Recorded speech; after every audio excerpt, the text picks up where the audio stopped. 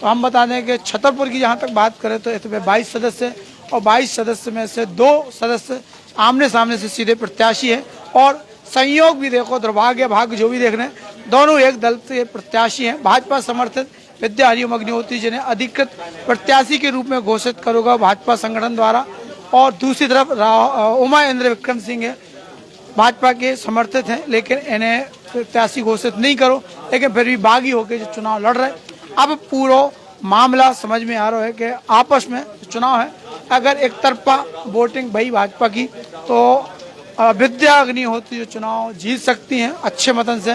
कैसे उनके पास दावा है कि 14 सदस्यों को समर्थन है, और जबकि उमा इंद्र विक्रम के पास 9 सदस्यों के समर्थन की बात कही जा रही थी।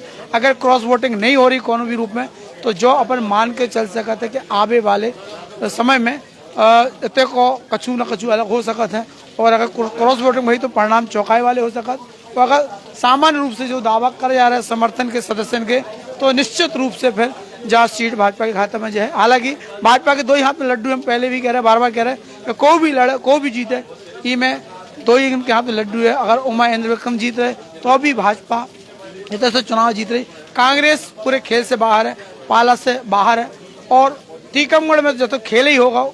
यादवीर सिंह की पत्नी सुषमा यादवीर सिंह चुनाव हार गई, 1 वोट से उमिता राहुल लोधी ने चुनाव जीता। तो भैया छतरपुर जिला पंचायत को परिणाम लेके हम जल्दी आ रहे हैं। जय राम जी।